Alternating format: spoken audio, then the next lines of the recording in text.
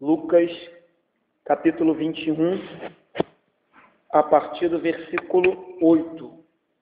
Lucas 21, a partir do versículo 8. Se você não estava aqui de manhã, queridos, depois você tente ouvir lá na internet a pregação da manhã, porque faz todo sentido ouvir o que a gente falou de manhã. Nós falávamos que aqui Jesus está começando aquilo que a gente chama de sermão escatológico, a pregação acerca do final dos tempos. Ele vai falar acerca da destruição de Jerusalém, da invasão de Jerusalém, e ele vai associar essa invasão de Jerusalém como uma preliminar de algo que vai acontecer no futuro, que é a sua volta, a sua vinda. E nessa sua volta, nessa sua vinda, eventos catastróficos aconteceriam. E Jesus está nos ensinando a relacionar a destruição de Jerusalém, por causa do pecado dos judeus, com a situação do final dos tempos. Mas Jesus também está ensinando a gente a entender que uma coisa não é sequência da outra. De manhã eu disse isso, os judeus achavam que quando Jerusalém caísse, eles estavam marcando num relógio para a segunda vinda de Jesus e para o mundo acabar. E Jesus vai explicar que não era bem assim. As coisas estavam associadas, as coisas estavam ligadas, contudo, elas não eram sequenciais e cronológicas, como nós podemos imaginar, e como os judeus imaginavam. Tanto é que Jerusalém foi invadida e destruída no ano 70, a gente está no ano 2018. E aí, de manhã, eu fiz um comentário que eu acho interessante a gente repetir. Eu dizia o seguinte: o tema final dos tempos é um tema bem complicado, e ele é distorcido por uns e desacreditado por outros. Uns negam a volta de Jesus, outros marcam data para a volta de Jesus. E de manhã eu dizia o seguinte: quando o camarada marca uma data para a volta de Jesus, você rapidamente diz: olha, isso é uma heresia, porque Jesus disse que ninguém sabe o dia que ele vai voltar. Quando o camarada nega a volta de Jesus, você também diz: olha, para com isso, porque isso é uma heresia, porque Jesus vai voltar, ele prometeu, e ele não é homem para que minta, nem filho do homem para que se arrependa. Ele vai voltar. Mas existe um porém, que eu estava comentando aqui de manhã, que ao meu ver é o pior. São as pessoas que frequentam a igreja, dizem que creem na volta de Jesus, mas vivem a semana toda como se Jesus não fosse voltar. Dizem que acreditam que Jesus está vivo, mas vivem a semana toda como se Jesus estivesse morto. Dizem que acreditam nos mandamentos de Deus, mas vivem a semana toda como se os mandamentos não existissem. Isso para mim, esse para mim é o pior grupo. Pior grupo, porque é um grupo que passa desapercebido. E de manhã nós falávamos sobre isso, sobre a destruição do templo de Jerusalém. Vamos ler o versículo dessa noite? Vamos do 8 ao 11. Depois deixa a Bíblia aberta, que a gente vai mais um pouquinho daqui a pouco. Do 8 ao 11 diz assim. Eu vou ler o 7 para que faça um contexto. Perguntaram-lhe: mestre, quando sucederá isto? E que sinal haverá quando estas coisas estiverem para se cumprir? Vamos parar aqui rapidinho. Essa pergunta é: Jesus disse, olha, está vendo esse templo bonito? Ele vai cair, não vai ficar pedra sobre pedra. E aí eles perguntam: mestre, quando isso vai acontecer? Qual sinal que eu posso procurar que vai me mostrar que Jerusalém vai ser destruída, que Jerusalém vai ser sitiada e que o mundo vai acabar? Esse era o pensamento deles, o mundo ia acabar nesse dia. Mas Jesus vai mostrar que não é isso. Vamos ver o sinal de Jesus? Versículo 8. Respondeu ele: vede que não sejais enganados, porque muitos virão em meu nome dizendo, sou eu, e também chegou a hora, não os sigais. Quando ouvirdes falar de guerras e revoluções, não vos assusteis, pois é necessário que primeiro aconteçam estas coisas. Mas o fim, atente para isso, não será logo. Versículo 10. Então lhe disse: levantar-se-á nação contra nação e reino contra reino. 11. Haverá grandes terremotos, epidemias e fome em vários lugares, coisas espantosas e também grandes sinais do céu. Vamos parar aqui. Então, como eu disse, Jesus diz: Jerusalém vai ser invadida, o templo vai ser destruído, não vai ficar pedra sobre pedra, mas ao mesmo tempo que esse templo vai ruir, eu ressuscitarei, ao mesmo tempo que o simbolismo do judaísmo vai ser destruído, a igreja vai ser erguida, enquanto o templo de Jerusalém vai abaixo, a cruz se levanta, enquanto o judaísmo perde o seu valor, o cristianismo vai florescer, enquanto os judeus perdem o privilégio de ser a tribo, a nação escolhida, eu vou escolher um povo de toda tribo, raça, língua e nação. É isso que Jesus disse na pregação da manhã. E agora, eles pedem um sinal.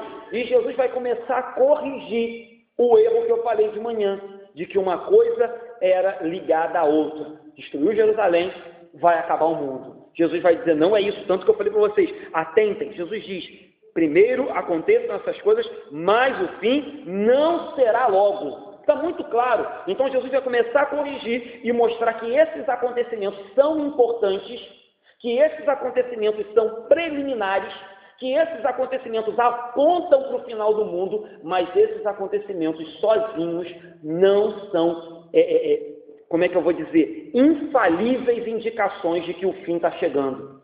Era necessário que tudo isso acontecesse e mais, quando antecedesse a volta de Jesus, esses acontecimentos seriam muito mais intensos e muito mais catastróficos. Essa pregação da segunda vinda, a gente vai estudar na semana que vem de manhã e na semana que vem de noite. Hoje a gente não está tratando disso ainda, a gente está tratando do princípio das coisas que haveriam de acontecer antes de Jerusalém ser invadida e derribada. Mas lembra que também aponta e prefigura aquilo que ia acontecer no final do tempo. Não é as coisas do final do tempo, mas são sombras daquilo que vai se repetir, só que vai se repetir de forma muito mais intensa, grave e ampla quando o mundo estiver prestes a acabar. Então Jesus está dizendo, olha, esses eventos separados não são indicações infalíveis do fim. Então o que eu estou querendo dizer? Teve um terremoto ali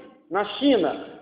Aquele evento, ele prefigura, ele aponta, ele é uma preliminar de um evento catastrófico que vai acontecer no final. Mas aquele terremoto da China sozinho não é um evento inequívoco e infalível de que Jesus vai voltar na semana. Ih, teve um terremoto na China, Jesus vai voltar semana que vem. Não é isso que Jesus está tirando aqui, essa concepção errada. Infelizmente, muitos crentes evangélicos ficam fazendo isso. Acontece um espirro, o crente já vai para a Bíblia e começa a querer espiritualizar aquilo e reinterpretar aquilo, dizendo que Jesus está voltando. A gente tem que parar com essa bobagem. Eu já falei, isso é uma certeza para a igreja. Cristo vai voltar.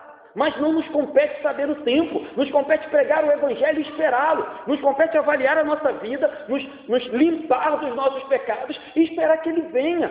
E parar com essa bobagem de mudou o clima, e a água ficou vermelha da maré, e umas algazinhas que apareceu na praia de Caraí. Jesus vai voltar, é o Apocalipse.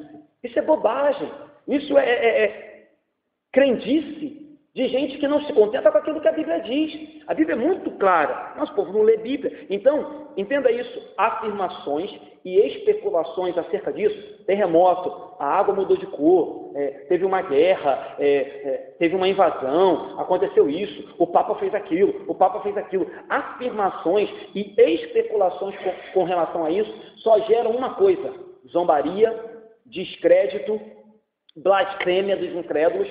Eu falava isso aqui numa segunda-feira, quando eu dava aula aqui no curso. Desde que eu me conheço como crente, e olha que não tem muito tempo, tem uns 10 anos que eu converti. Desde que eu me conheço como crente, todo bendito Papa que assume os crentes diz que ele é besta. Não que ele não seja uma besta. Me perdoe, irmãos que vieram da Igreja Católica. Mas toda vez, muda o presidente, Dilma vai botar o chip, Temer vai botar chip, Lula vai botar chip. Eu não aguento mais, gente. Se eu tivesse anotado todas as vezes que os crentes falaram que o presidente ia botar chip nos outros, a gente já estava com 10 chifres. Uns 10 chifres. Se todas as vezes que falaram que o Papa era o anticristo, esse negócio já tinha acabado 20 vezes esse mundo.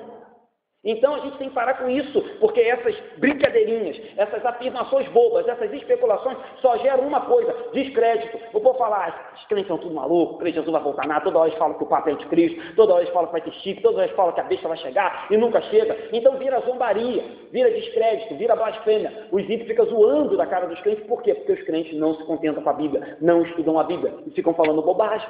Então a gente tem que ter cuidado, gente. Quando a gente está falando de coisas tão importantes quanto a Bíblia e quanto o fim do mundo, a gente tem que ter cuidado e humildade. E dizer, pastor, o senhor sabe tudo sobre isso? Não, não sei. É um dos assuntos que eu menos sei. Final dos tempos, escatologia. É uma das coisas que eu menos sei, confesso. Mas a gente tem que ser humilde de dizer que a nossa mente, a nossa intelectualidade não consegue dar resposta para tudo. Mas o problema é que o crente quer responder tudo. O crente quer dar resposta até para aquilo que Deus não quer que dê resposta.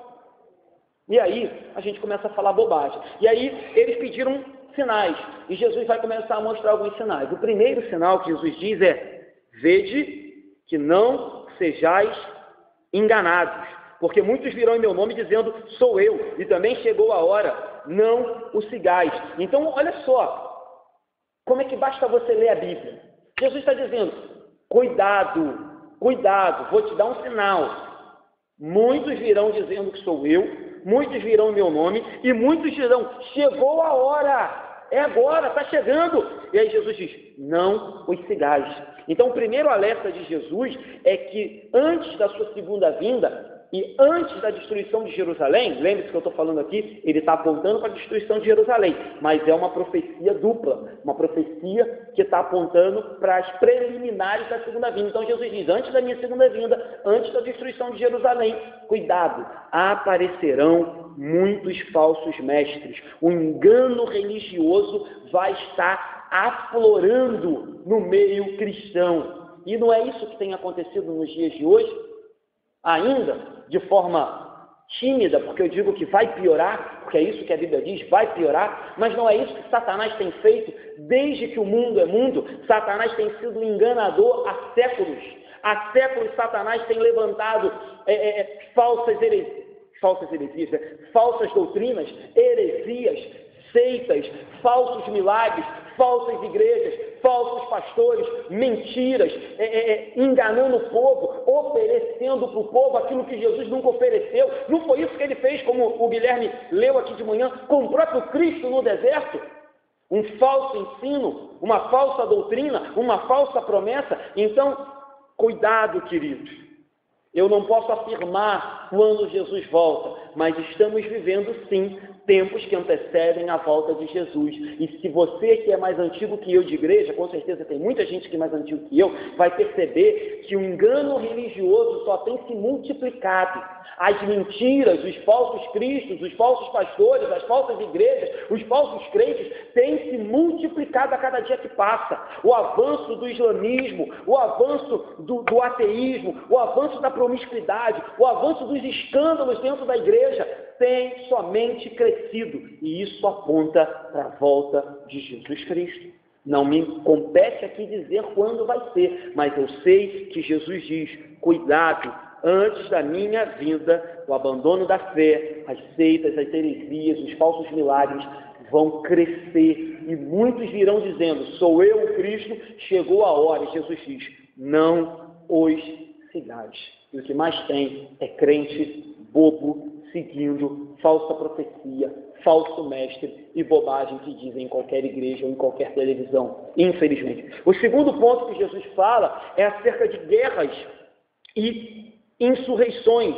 Ele diz de guerras e de reinos contra reinos, revoluções. E aí Jesus diz assim, não vos assusteis, pois é necessário. Parece contraditório, não parece? É claro que compete a mim, a você, orar pela paz do mundo. É claro que compete a mim, a você, chorar por aqueles que estão perdendo a sua vida na Síria e em outras guerras pelo mundo afora. Mas olha a palavra de Jesus, vai acontecer guerra, revolução, não se assustem. É necessário que primeiro aconteçam essas coisas, mas o fim não será logo. Palavras de Jesus. Então, Roma estava em paz nessa época. Mas como eu disse, 40 anos depois tudo ia mudar. E uma guerra terrível aconteceria no centro de Roma. Roma seria extremamente abalada, Roma seria dividida, o reino passaria por uma crise, e por decorrência dessa crise, eles jogam a culpa nos judeus, jogam a culpa nos cristãos e destroem Jerusalém. Então fica muito claro que guerras, rumores de guerra, nação contra nação, reino contra reino, é uma preliminar. Era uma preliminar da invasão de Jerusalém, foi isso que aconteceu lá, só você estudar nos livros de história, e é uma preliminar da segunda vinda de Cristo também, é uma preliminar. Contudo, de novo, repito, esses eventos isolados não são indicações definitivas de que Jesus vai voltar, porque é necessário, disse ele, que essas coisas aconteçam primeiro. Ele deixou bem claro, tem que acontecer primeiro. Essa mesma pregação, ela se repete tanto em Mateus quanto em Marcos. E lá em Mateus fala assim, no capítulo 24, no versículo 8. Depois de falar isso que a gente já leu, Jesus diz assim: porém, tudo isso é o princípio das dores. Mateus fala isso no versículo 8 do capítulo 24. Porém, tudo isso é o princípio das dores. Ou seja, não é o meio e o fim, é o princípio. Então vocês fiquem atentos, que está só começando. O cerco está só apertando. E as coisas vão ficar difíceis sim. Essa história de que vida de crente é moleza, eu não sei para quem, mas nunca foi o discurso de Jesus. Nunca foi. Então, esse é o segundo aviso. Guerras, rumores de guerra e revoluções. É necessário que aconteça primeiro. E aí, o terceiro aviso de Jesus, o terceiro sinal é acerca de eventos climáticos, eventos da natureza. Ele fala de terremoto, de fome, de pestilência, de epidemia em vários lugares. E ele diz ainda assim, e também grandes sinais do céu. Ou seja, apontando que isso haveria de acontecer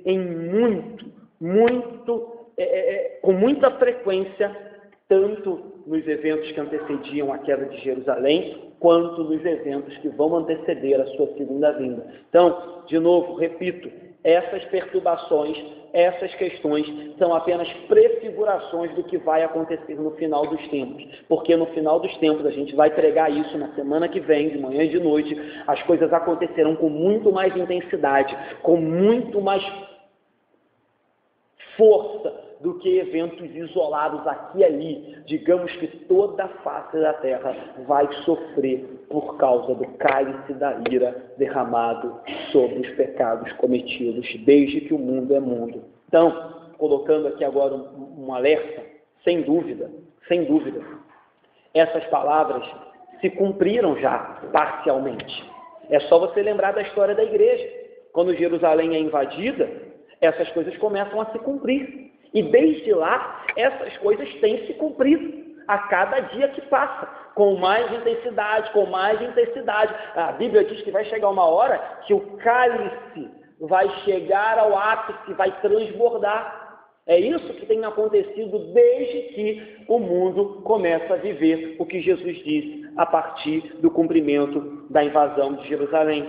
Claro que nenhum evento desse em particular, de novo, dá o direito de nenhum pastor pegar e falar, agora Jesus vai voltar. Vamos supor, que dia a gente estava aqui, eu estava em casa ali, e de tarde, cedo, começou a escurecer. Você faz parte de uma igreja doida dessa, o pastor com certeza ligaria para você e falar, meu irmão, está escurecendo. Ele ia lá para a Bíblia procurar alguma coisa que falasse que o sol ia ficar escuro, que o dia ia virar noite, e ia dizer, Jesus está voltando. E o que me deixa mais assustado é que dificilmente a gente vê essas pessoas que fazem essas bobagens depois se desculpando. Já contei essa história aqui mais de 10 vezes, mas vou repetir. No ano passado, faltava alguns meses para o final do ano, e aí meu tio, novo convertido, ele recebeu uma mensagem dizendo que era para orar, que 3 dias antes do final do ano ia ser 3 dias de escuridão. E aí eu falei para ele, tio, eu vou ficar contando os dias para esperar esse dia chegar. E eu e Lana, a gente ficava todo dia, falta 5, falta 6 dias. E aconteceu e nada aconteceu. Mais uma falsa profecia. E aí o que me deixa mais assustado é que esse tipo de pessoa depois não tem, vamos falar o português claro, vergonha na cara de ligar e falar, irmão, me perdoa. Eu estava na carne, me perdoa. Eu sou como aquele falso profeta lá de Ezequiel, que falou que o Senhor não mandou falar. Eu me deixei levar pelos meus sentimentos. Falo muito isso aqui. Suponhamos, às vezes tem alguém aqui na igreja passando por um momento de dor e de luto. O meu coração ama aquela pessoa. Eu estou com muita vontade de abraçar e falar: minha irmã, não fica assim, Deus é contigo, Deus vai te consolar, Deus é teu sustentador. Eu estou sentindo isso. E não tem nada de errado eu abraçar aquela pessoa e falar isso para ela. Mas está tudo errado você falar: Deus manda te dizer. Para aparecer como autoridade, bate o pé no chão, no púlpito, e diz: olha, minha irmã, Deus está mandando te dizer isso agora. Bobagem. Bobagem. Eu posso abraçar aquela pessoa e falar: olha, Deus é contigo, Deus enxugou as vossas lágrimas, o fim não chegou, Deus tem a sua vida sob controle, Deus é maravilhoso, eu posso falar tudo isso, mas eu não tenho autoridade para rogar para mim e dizer que Deus mandou dizer aquilo que Ele não mandou. Isso é soberba, prepotência, arrogância de pessoas que querem aparecer espirituais, que querem arrogar para si o poder de Deus, que querem arrogar para si título de profeta e autoridade que é só de Deus, só de Deus. Então, infelizmente, isso tem acontecido, mesmo diante dessas advertências claríssimas. Gente, eu estou explicando, mas convenhamos, qualquer um de vocês que desse uma lida nesses versículos em casa, vocês perceberiam o que eu estou falando aqui. Eu estou apenas trazendo um pouco mais de detalhes e trazendo algumas colocações, mas diante de uma advertência tão clara, é lamentável que muitos cristãos ainda se deixem levar por falsas profecias, falsos sinais, por pessoas tentando provar que um acontecimento é a volta de Jesus, por pessoas tentando dizer que ela teve uma nova revelação, que Jesus contou para ela, que o Pai contou para ela, que ela foi no céu, que ela foi não sei aonde, que ela não foi acolá, e que ela descobriu algo que a própria Bíblia não diz. É lamentável, sabe? É beabá. E aí lembro de novo de algo que eu falava aqui segunda-feira no curso. Eu dizia: se você, tem uma frase, acho que é do John Piper ou do Paul Washer, ele diz assim: se você é crente de 20 anos para cá, e isso me inclui, ele diz assim: é provável que você não saiba praticamente nada do Evangelho de Cristo e da história da igreja. E é verdade, eu não sabia nada. Eu fiquei os 3 anos na igreja sem saber qual era a história da igreja de Cristo e qual era a verdadeira história do Evangelho. Fiquei os 3 anos sem ter noção disso. Porque esse teólogo, ele diz: nós estamos vivendo em tempos fraquíssimos de Bíblia, fraquíssimos. Ele diz: nunca o crente foi tão ignorante de Bíblia, nunca o crente foi tão facilmente enganado, nunca foi. Infelizmente, porque não lê a Bíblia. Então, sem dúvida, esses acontecimentos são muito importantes.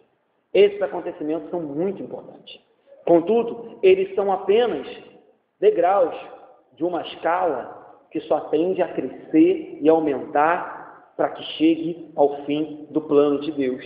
Mas, quando chegar o fim, todos esses eventos vão acontecer juntos de forma intensa e de forma muito mais extensa por toda a face da terra. Outro versículo, aqui em Mateus também, Mateus diz assim, quando ele termina essa pregação, que não está em Lucas, Mateus diz assim, no versículo 14, no capítulo 24, e será pregado este evangelho do reino por todo o mundo, para testemunho a todas as nações. Ponto. Então virá o fim. Mas será pregado este evangelho do reino por todo o mundo, para testemunho a todas as nações, então virá o fim. De novo, basta ler a Bíblia, que a gente não vai cair em bobagem, que a gente não vai cair em mentira, de que Jesus vai voltar, que Jesus do nada vai aparecer assim, e vai sumir um monte de gente. O evangelho tem que ser pregado. Na próxima semana a gente vai entrar em mais detalhes acerca da volta de Jesus, porque é a partir do versículo 25 que a gente não vai entrar hoje. Versículo 12 e 13, vamos ler. Antes, porém, então olha só agora, hein? Ele falou de todos os sinais, e olha o que ele diz. Antes, porém, de todas essas coisas, lançarão mão de vós e vos perseguirão, entregando-vos às sinagogas e aos cárceres, levando-vos à presença de reis e governadores, por causa do meu nome. E isto vos acontecerá, para que deis testemunho. Isso aqui também já aconteceu. O início do cumprimento dessa profecia já aconteceu. É só você ler Atos dos Apóstolos, o começo da igreja. Os apóstolos são extremamente perseguidos, levados diante dos reis, dos governadores, dos imperadores, Herodes, Pilatos, Félix, Festo. Todos eles perseguem a igreja de Cristo e os cristãos de forma feroz, matam, destroem cristãos. Então, a profecia já começou o seu cumprimento. Até hoje existe? Claro, é só ligar a televisão. Já disse que a televisão distorce um pouco e esconde. Mas entra no site do Portas Abertas, que toda semana a gente coloca aqui, todo mês a gente coloca no boletim. Entra no site do Portas Abertas e você vai perceber que todo dia, eu não estou brincando, todo dia cristãos são assassinados nos países islâmicos e nos países que perseguem o cristianismo. Todos os dias. Então, essa profecia já começou e tem se cumprido a cada dia. É importante frisar que Jesus diz assim: vocês serão perseguidos por causa do meu nome. Isso é importante também, tá? Porque tem muito crente aí, não sei nem se eu poderia chamar de crente, que dá volta no comércio, que faz um monte de coisa errada, que faz um monte de bobagem, que dá mau testemunho, aí fala mal dele e diz: estou sendo perseguido, pastor. Tá? Jesus está dizendo: vocês serão perseguidos por causa do meu nome. A perseguição é porque o mundo me odeia. Isso fica muito claro quando Jesus encontra com Saulo no caminho de Damasco e diz: Saulo, Saulo, por que me persegues? Ele diz: quem és tu? Ele diz: sou eu. Sou eu a quem tu persegues, Cristo. E Saulo estava perseguindo quem? A igreja, os cristãos, a igreja primitiva.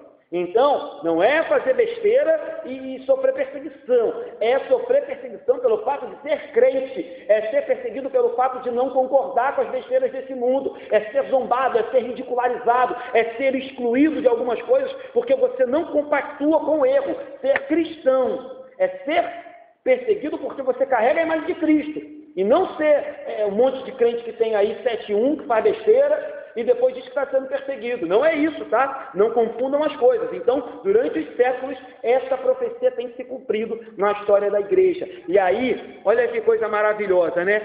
E doida ao mesmo tempo. Jesus diz assim: e isso vai acontecer para que deis testemunho. Vocês vão ser perseguidos, vocês vão ser levados à sinagoga, lançados no cárcere por causa do meu nome, vocês vão apanhar, lançarão mão de vós. Mas sabe por que isso vai acontecer? Jesus diz no 13: para que deis testemunho. É louco. Ao mesmo tempo que é encorajador saber que tudo isso acontece com um propósito maior, é louco. Não somos masoquistas aqui. Ninguém aqui é doido. Ninguém aqui diria que, Yupi, vamos ser perseguidos? Pastor, me dá uma passagem para a Síria agora. Estou indo. Ninguém diria. Mas é impressionante Jesus dizer assim: é para que vocês deem testemunho. E vamos lá, queridos. Costumo dizer que eu estou muito distante dos crentes lá, dos países perseguidos. Estou muito distante. Não é isso que eles fazem? Não negam o seu Senhor. Não abrem a boca. À semelhança do seu Jesus, eles vão como ovelha muda ao matadouro. Entregam suas vidas aos perseguidores. Dão testemunho até no momento da sua morte. Até quando o seu sangue é derramado, eles estão sendo testemunhas do Evangelho de Cristo. Não é isso que tem acontecido pelo mundo afora? Não é isso que fez Estevão? Não é isso que fez Paulo depois que foi convertido? Não é isso que fez Pedro? Essa semana vi na Netflix um filme de Pedro, contando a história de Pedro. E é emocionante a transformação de um camarada que negou Jesus 3 vezes, para quem ele se transformou. E aí no final, quando dizem que ele vai morrer, ele diz assim: tudo bem, podem me matar, mas façam o seguinte: não me crucifiquem igual o meu mestre, me crucifiquem de cabeça para baixo, porque eu não sou digno de ser crucificado como ele.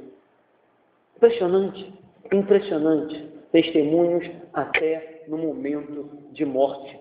Então, isso é um alento para o nosso coração. Repito que nós aqui talvez nunca passemos por situações como essa, mas nos períodos de tribulação, de perseguição, nos momentos de dificuldade, nos momentos em que a gente se sentiu oprimido e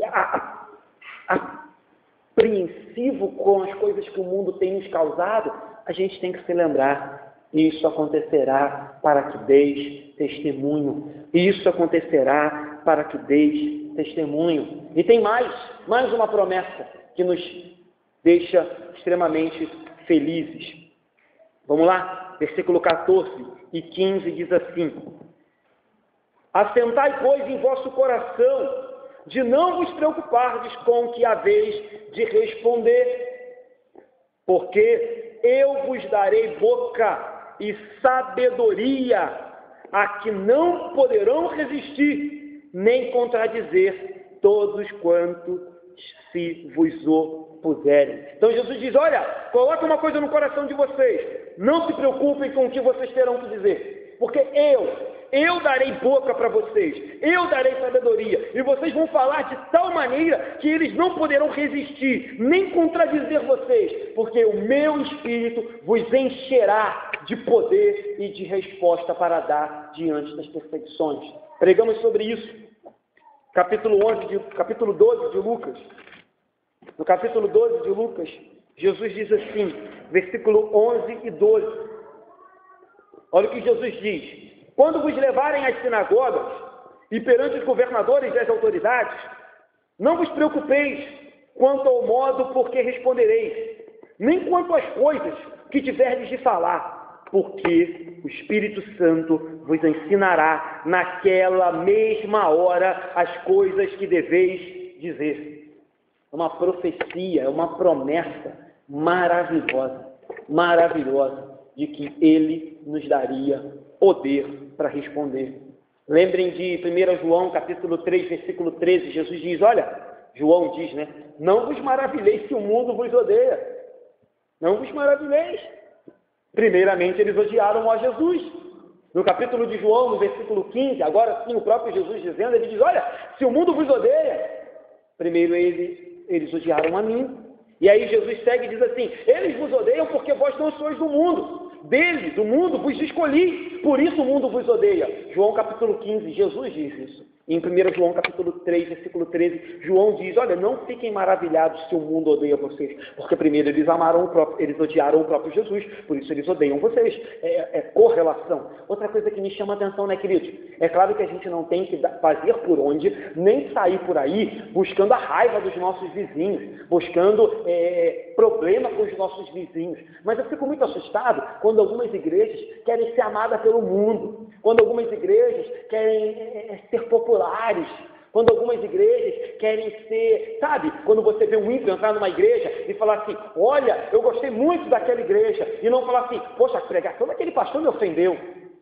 Porque, irmão, presta atenção, inclusive você que é crente, a palavra do Evangelho nos ofende, inclusive a mim, porque a palavra do Evangelho diz, você é pecador e Deus é santo. A palavra do Evangelho diz, você está condenado, só tem livre, você é salvo. A palavra do Evangelho diz, abandone as suas práticas e viva de acordo com Jesus. O Evangelho diz, o mundo não é como você tem vivido, mas como Jesus quer. O Evangelho diz, dê a segunda face. O Evangelho diz, ame o próximo como a ti mesmo. O Evangelho diz, ore por aquele que vos persegue. O Evangelho ofende. Então, quando um ímpio entra aqui no culto e sai daqui dizendo, olha, eu amei aquele culto, e se ele não falar em momento algum que a pregação do Evangelho foi de encontro à vida dele, tem algo de errado na minha pregação. Tem algo de errado nesse Evangelho que a gente está vivendo. Se um ímpio consegue frequentar uma igreja e se amoldar a ela, de maneira que ele não precise, de maneira alguma, se ofender e fazer mudanças na sua vida, tem algo errado comigo, com a pregação minha. Mas se você diz, poxa, o pastor hoje pegou pesado. Amém, queridos? É a palavra de Deus, pega primeiro em mim, tá? Primeiro em mim. Primeiro em mim, quando estou preparando isso aqui, a palavra me constrange. A palavra me constrange a cada dia tentar ser um cristão mais coerente para subir isso aqui e ter autoridade para falar o que eu digo. Primeiro em mim. Com certeza. Mas muito me assusta algumas igrejas que são amadas por ímpios, que o ímpio acha o máximo frequentar aquela igreja. E em nenhum momento ele entende que a palavra de Jesus é totalmente contrária à vida que ele está vivendo. Tem algo de errado. De novo, não estou dizendo que a gente tem que sair por aí arrumando problema com ninguém, entrando em terreiro de macumba, chutando as coisas dos outros, agredindo a religião dos outros, falando mal das pessoas. Não é isso que eu estou dizendo. Mas se o mundo nos ama, o meu discurso não é o discurso de Jesus. Não é. Tem uma frase também de um teólogo na internet que diz assim, as pessoas não crucificam aqueles que são agradáveis. As pessoas crucificam ameaças. Jesus era uma ameaça.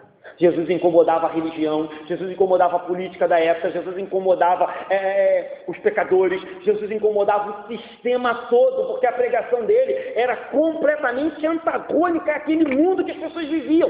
Então crucificaram ele.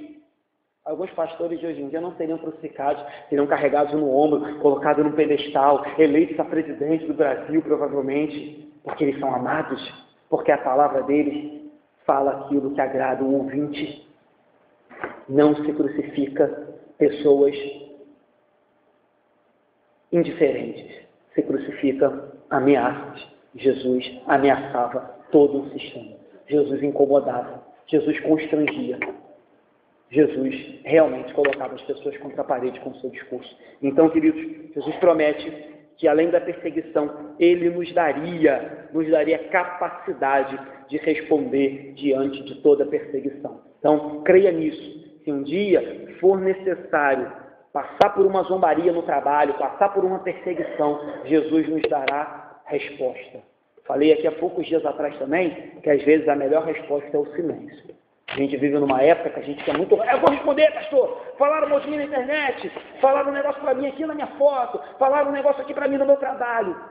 Olha, às vezes a melhor resposta é ficar quieto. Jesus, por diversas vezes, ficou quieto. E ele tinha todo o direito do mundo de responder, porque ele não tinha pecado. E todas as vezes que se levantaram contra ele, se levantaram de forma pecaminosa. Certo? Vamos lá? E aí, essa perseguição não teria limite. Vamos ver? Versículo 16 e 17. E sereis entregues até por vossos pais, irmãos, parentes e amigos, e matarão alguns de vós. De todos sereis odiados por causa do meu nome. Então Jesus diz que a perseguição seria tão horrível que ela superaria inclusive os laços de sangue, superaria inclusive a amizade. E de novo, isso aconteceu na igreja primitiva e acontece até hoje nos países perseguidos. Quando um muçulmano, quando alguém que era islâmico se converte ao cristianismo, geralmente ele é expulso de casa, quando não é perseguido, denunciado e apedrejado pelos próprios familiares. Até hoje isso acontece. Então você vê, o ódio ao cristianismo e o ódio a Jesus é tão grande que não tem limite, inclusive dentro da família. Triste pensar isso, triste, mas isso aconteceu e continua acontecendo. Vamos seguir? 18 e 19 para a gente acabar. Contudo, não se perderá um só fio de cabelo da vossa cabeça, e na vossa perseverança que ganhareis a vossa alma. Parece uma contradição, não parece? Jesus acabou de dizer assim, olha, matarão vocês, e alguns familiares seus que vão entregar. E aí agora ele diz assim, contudo não se perderá um fio de cabelo da vossa cabeça. Alguém poderia dizer, Jesus, calma aí, o senhor não está batendo legal, o senhor não está funcionando bem. Mas preste atenção, Lucas era um historiador, Lucas era médico e historiador, discípulo de Paulo. Se Lucas entendesse que isso aqui era uma contradição, Lucas com certeza colocaria uma nota explicativa aqui, ou Lucas com certeza colocaria essas palavras de outra maneira, mas Lucas entendeu que não havia nenhuma contradição, e não tinha que se explicar. O que Lucas queria que a gente lembrasse é que para aqueles que estão acostumados e familiarizados com a palavra de Deus, com a doutrina de Jesus, com a vontade de Jesus, sabem que toda a nossa vida está debaixo da mão de Deus, da soberania de Deus. Então, quer vivamos, quer morramos, tudo acontece para a glória dele e por vontade dele. E mais, a gente deveria entender também que desde o início o propósito de Cristo sempre foi a salvação da nossa alma, e não simplesmente a preservação dessa carne. Lembra daquele versículo de Mateus 10:28 que diz assim, não temais os que matam o corpo e não podem matar a alma. Antes, temei aquele que pode fazer perecer no inferno, tanto o corpo quanto a alma. Ele está falando de Deus. Então ele está dizendo, olha, vão o quê? Matar teu corpo? Fica com medo deles não. Mas temam aquele que pode lançar alma e corpo, ambos no inferno. Ou seja, o propósito de Deus, o propósito do Senhor para os seus filhos sempre foi salvar a nossa alma. E aí ele diz, olha, tenham coragem. No final ele termina dizendo assim, tenham coragem. Na vossa perseverança ganhareis a vossa alma. Na vossa perseverança terão a vida eterna. Na vossa perseverança verão eu voltar. Na vossa perseverança se encontrarão comigo. Na vossa perseverança vocês terão o vosso galardão final. Na vossa perseverança vocês ouvirão: vinde benditos do meu Pai. É na perseverança.